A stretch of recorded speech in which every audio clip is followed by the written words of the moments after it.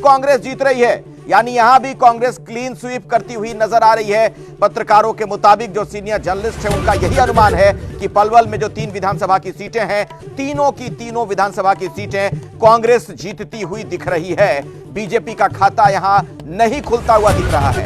रोमाना, तो नू और पलवल ये 2 और जिले और इनकी ये 6 सीटें जिसका पूरा लेखा जोखा आपने जाना, और इसके बाद आंकड़ा कहां पर पहुंच गया है आइए जरा जल्दी से आपको बता दूं। अब 18 जिले हो गए और कुल 67 सीटें। 67 सीटों में से कांग्रेस 38 क्लियर कट, 67 में से 38 सीटें कांग्रेस के खाते में जाती हुई बीजेपी बहुत पीछे, सिर्फ 9 सीटें ही क्लियर कट बीजेपी को मिल पा रही हैं और वो टक्कर वाली 17 सीटें लगातार आंकड़ा वहीं पर अटका हुआ है। अच्छा, गौर करने वाली बात यह है कि नू 2019 में भी नू की 3 सीटें जो हैं वो कांग्रेस के खाते में गई थी, लेकिन खेल इस बार पलवल में हो रहा है क्योंकि 2019 में पलवल की 3 सीटें और तीनों सीटों पर कांग्रेस का खाता भी नहीं खुला था, पर इस बार पलवल तीनों सीटों पर कांग्रेस की बल्ले बल्ले होती हुई नजर आ रही है। जफर भाई, ये क्या हो रहा है? ये तो खेल पलट रहा है कांग्रेस के पक्ष में और मजबूती से जाती हुई अब ये तस्वीर हरियाणा की।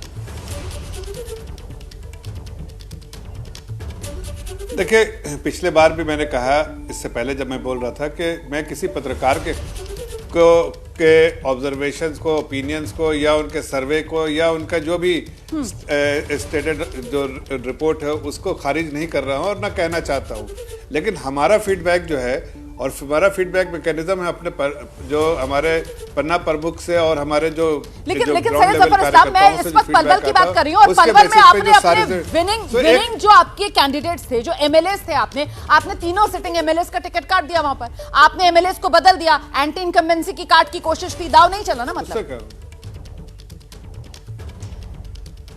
नहीं, ऐसा आपको लग रहा है। हमारे तीनों सीटें थी, चाहे पलवल हो, चाहे हातिम हो या पुनाना हो, सब में जो है हम अपने जीत हासिल करेंगे। ऐसे हुदल इसमें जीत हासिल करेंगे और आप कई बार सरप्राइज होंगे जिस तरह से थोड़ा सा जो पिछले बार भी हमने दिखाया जब राजस्थान का इलेक्शन था कि मुस्लिम डोमिनेटेड जो इलाके उसमें भी हमको जो है जीत हासिल हुई है इस बार जब इलेक्शन हुआ था। तो इस बार हम फिर से दिखाएंगे कि ऐसा हो, इस बार भी पॉसिबल है। और मैं आपको ये कहना चाहता हूं कि देखिए, आप आंकड़ों के बीच में हमारे भारतीय जनता पार्टी की सीटें कम दिखा रही हैं, चाहे पत्रकारों ने जो भी कहा हो, लेकिन मैं ही आपको बता देता हूं सारी सीटें को एक समूह जो है आ जाएगा, कल नतीजा आ जाएगा, उसके बाद तस्वीर साफ हो जाएगी। कुछ कमी पेशी हुई होगी सर, मैं माफी मांगूंगी, कल भी आपसे मुलाकात हो जाएगी सर। फिलहाल ना ये आंकड़ा मेरा है सर, ना ये आंकड़ा आपका है, ये तो हरियाणा के जो स्थानीय पत्रकार है सर उनका आंकड़ा है। पत्रकारों का ये महा एग्जिट पोल है। जरा दोबारा डेटा सेंटर लेकर चलते हैं दर्शकों को। अखिलेश तैयार हैं अन्य जिलों और अन्य सीटों का हाल बताने के लिए, हरियाणा विधानसभा का। अखिलेश जी बिल्कुल रोमाना, बाकी के जो अब जिले बसते हैं वहां पर विधानसभा के हिसाब से दर्शकों के सामने अब मैं वो जानकारी रखने जा रहा हूं कि पत्रकारों का क्या आकलन है, जो सीनियर जर्नलिस्ट हैं वो क्या बता रहे हैं। गुरुग्राम की बात अगर कर ली जाए तो गुरुग्राम में विधानसभा की 4 जो सीटें हैं उसके बारे में मैं आपको बता दूं। पटौदी है, इसके अलावा बादशाहपुर है, गुरुग्राम की जो सीट है गुड़गांव वो है, सोहना है। यहां पर 2 सीटें तो बीजेपी जीतती दिख रही है, लेकिन एक पर कांग्रेस आगे है और एक पर कांटे की टक्कर। सोनीपत में देखिए आपके सामने जो आंकड़ा है, 6 विधानसभा की सीटें सोनीपत में हैं। यहां पर बीजेपी 2 पर आगे, कांग्रेस 3 पर आगे, एक अन्य के खाते में भी जाती हुई सीट नजर आ रही है। सोनीपत जिले का जिक्र हमने आपके सामने किया। अब अगर हिसार की बात कर ली जाए तो हिसार में आप देख रहे हैं 7 विधानसभा की सीटें आती हैं, जिनमें 3 कांग्रेस जीतती हुई नजर आ रही है, एक बीजेपी के खाते में जा सकती है और अन्य के खाते में एक, जबकि 2 पर कांटे की टक्कर है। ये लाइट जो ब्लिंक होती हुई आपको नजर आ रही है, 2 ऐसी सीटें जहां पर कुछ भी हो सकता है। अब फरीदाबाद की बात कर ली जाए तो फरीदाबाद में विधानसभा की 6 सीटें आती हैं। पृथला से लेकर फरीदाबाद, एनआईटी, बड़खल, बल्लभगढ़, फरीदाबाद और तिगांव, यहां पर बीजेपी 3 सीटें जीतती हुई दिख रही है। कांग्रेस के खाते में भी 3 सीटें जाती हुई नजर आ रही है। यानी रोमाना, फरीदाबाद में पत्रकारों के आकलन के मुताबिक इस जिले में मुकाबला टाई है। तो ये पूरी तस्वीर अब आपके सामने है। हरियाणा विधानसभा चुनाव, कुल 90 सीटें और 90 सीटों का पूरा लेखा जोखा अब नंबर्स के जरिए जानिए आप। ये फाइनल डेटा आपके सामने, सभी 22 जिले और 22 जिलों की ये 90 सीटें और स्थानीय पत्रकार जो बिल्कुल करीब से जमीन से जुड़े हुए हैं, वो सियासी नब्ज प्रदेश की समझ रहे हैं। वो 90 में से कांग्रेस को 48 सीट दे रहे हैं। बीजेपी 17 सीटें क्लियर कट उनको लग रहा है कि बीजेपी को मिलने जा रही हैं। 20 सीटें ऐसी हैं जिस पर वो टक्कर मानकर चल रहे हैं कि इन सीटों में कुछ भी हो सकता है, किसी भी तरफ ये सीटें जा सकती हैं। अन्य के खाते में 5 सीटें जाती हुई नजर आ रही हैं। तो ये वो फाइनल नंबर है। मतलब एक तरीके से आप ये मानकर चल सकते हैं कि कांग्रेस मिनिमम 48 सीटें तो जीते ही जीतेगी, ये स्थानीय पत्रकार कह रहे हैं। बीजेपी मिनिमम का आंकड़ा 17 सीटों का है। 17 सीटें कम से कम बीजेपी को मिलने वाली हैं और वो टक्कर वाली 20 सीटें वो किधर जाएंगी, किसके पक्ष में जाएंगी, उसके हिसाब से यहां पर नंबर जो है वो उस लिहाज से तब्दील होगा। मैं जरा जल्दी से मेहमानों का रुख करती हूं, पंकज शर्मा के पास पहले लेकर चलेंगे आपको। पंकज जी, यहां बड़ी तब्दीली, ये जो हमने आखिर में कुछ जिले दिखाए जिसमें जाट बहुल जिले भी और साथ ही साथ वो दक्षिण हरियाणा वाले फरीदाबाद और गुरुग्राम वाले इलाके भी।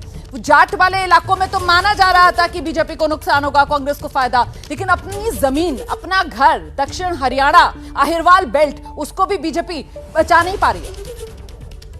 देखिए, ये तो शुरू से स्पष्ट था कि भारतीय जनता पार्टी की इस बार हरियाणा में हालत बहुत बुरी है और जो स्थानीय पत्रकार हैं, चूंकि वो तो पूरी जमीनी सच्चाई और भी अच्छी तरह से जानते हैं, तो उनके हिसाब से अगर ये स्थिति है तो आप सोच लीजिए कि ये 20 जो टक्कर वाली सीटें हैं, ये भी सारी की सारी अगर भारतीय जनता पार्टी को मिल जाएं तो भी भारतीय जनता पार्टी को कुल 37 सीटें मिलेंगी। यानी सरकार बनाने की स्थिति में तो भारतीय जनता पार्टी वहां है ही नहीं। और हरियाणा में गोहाना, बादली, अंबाला छावनी, तोशाम, आदमपुर, नारनौंद, गोहाना, फरीदाबाद, समालखा, जगाधरी, राय, लाडवा और कैथल जैसी जो महत्वपूर्ण सीटें हैं, अगर वो भी भारतीय जनता पार्टी हार रही है तो आप समझ लीजिए कि ये सीधे सीधे प्रधानमंत्री नरेंद्र भाई मोदी की लोकप्रियता के तार तार होने का स्पष्ट संकेत है। ये स्थानीय एंटी इनकम्बेंसी का नतीजा नहीं है। हरियाणा में मनोहर लाल खट्टर या नायब सिंह सैनी की हार नहीं हो रही है। हरियाणा में भारतीय जनता पार्टी के केंद्रीय नेतृत्व की हार हो रही है। सर, केंद्रीय नेतृत्व को आपने कहां जोड़ दिया? वो तो फिर 2019 में भी 10 की 10 सीटें जीती थी लोकसभा के अंदर, लेकिन जब 2019 में विधानसभा चुनाव हुए थे तो वैसे ही घटकर 40 पर आ गई थी। ये हरियाणा विधानसभा चुनाव के जो नतीजे आएंगे, क्या इस तरीके से बीजेपी केंद्रीय नेतृत्व को कटघरे में खड़ा किया जा सकता है क्या इनके आधार पर? हर्षवर्धन जी, जैसा कि पंकज जी ने किया है अभी। पंकज जी को करना चाहिए, पंकज जी करेंगे ही, वो हमेशा ये कहते हैं, तो उसमें कोई नया नहीं है। लेकिन सवाल ये है, क्या सचमुच ये केंद्रीय नेतृत्व को कटघरे में खड़ा करने का चुनाव है? हाँ। क्या हुड्डा वहां लड़ रहे हैं या राहुल गांधी लड़ रहे हैं? और क्या वहां जाट डोमिनेंस जो है वो कांग्रेस की कोई नई नीति की वजह से बदल गया है? और मैं बार बार लोगों को याद दिला रहा हूं, क्योंकि होता क्या, कहीं सरकार किसी की बन गई तो हम ये मान लेते हैं कि राज्य पूरा उसी का हो गया। हरियाणा में 2009 में 4 विधानसभा सीटों वाली भारतीय जनता पार्टी 47 और 40 ही जीत पाई है। उसके लिए ग्राउंड होल्ड करना 19 में भी मुश्किल था, जब वो 10 की 10 लोकसभा सीटें। और अगर जेजेपी नहीं होती, जैसे मैं जिक्र कर रहा था, भिवानी का जिक्र कर रहा था, आप सोचिए जेजेपी नंबर 2 थी, कांग्रेस नंबर 3 थी, तो राजनीति हरियाणा की जो है वो अभी भी भारतीय जनता पार्टी पूरे में नहीं जा पाई है। और जाटों ने तय करके कहा कि हमने लोकसभा चुनाव में हैसियत दिखा दी, हम फिर दिखाएंगे। अब उसका परिणाम क्या गैर जाट मतदाताओं पर पड़ेगा? एक लाइन का यही सवाल है। और दूसरा जो एक बड़ा, कल जब परिणाम आएगा तब तय हो पाएगा किसको कितनी सीटें आएंगी, कौन सरकार बनाएगा। एग्जिट पोल ये बता रहे हैं या पत्रकार, क्षेत्रीय दलों का अस्तित्व बचेगा क्या? क्योंकि हरियाणा में सिर्फ एक राष्ट्रीय दल हुआ करता था, कांग्रेस, और दूसरे क्षेत्रीय दल भारतीय जनता पार्टी तो थी ही नहीं। क्या कांग्रेस और बीजेपी का ग्राउंड बन जाएगा जो देश के कई राज्यों में? अगर यह होगा तो आगे की राजनीति बड़ी रोचक होने जा रही है। बलवंत जी, आपका एनालिसिस सर। और क्या ये जिस तरीके से कुछ महत्वपूर्ण सीटें, ऐसी सीटें जो बीजेपी की बिल्कुल मजबूत सीटें मानी जाती हैं, वो भी अगर बीजेपी के हाथ से निकलेंगी, जिसमें लाडवा, उसका जिक्र एक बार फिर से करना इसलिए जरूरी हो जाता है क्योंकि स्थानीय पत्रकार ये कह रहे हैं कि साहब लाडवा में लड़ाई जो है वो टक्कर की है। लाडवा सीट वो सीट जहां से बीजेपी ने मुख्यमंत्री नायब सिंह सैनी को चुनाव मैदान में उतारा है, वो सीट भी अगर फंसी हुई है, क्या टिकट डिस्ट्रीब्यूशन में बीजेपी की तरफ से कुछ गलतियां हुई सर, और उसका भी खमियाजा यहां पर भुगतना पड़ रहा है?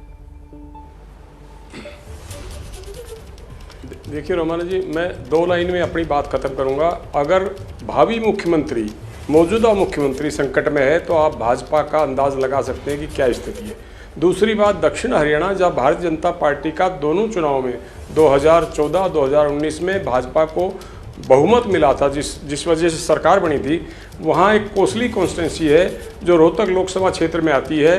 2019 के पिछले लोकसभा चुनाव में कोसली अकेले हल्के से दीपेंद्र सिंह हुड्डा 75,000 वोटों से हारे थे एक विधानसभा क्षेत्र से, और इस बार वहाँ कोसली से दीपेंद्र हुड्डा को जीत मिली है, यानी कि 75,000 कवर करके कुछ वोट उन्होंने फालतू लिए हैं। नांगल चौधरी जो राजस्थान के साथ लगती हुई विधानसभा क्षेत्र है, जहाँ से रिटायर्ड IAS अफसर हैं डॉक्टर अभय सिंह यादव, जो मंत्री भी हैं, वो पिछली बार 19,500 वोट से जीते थे।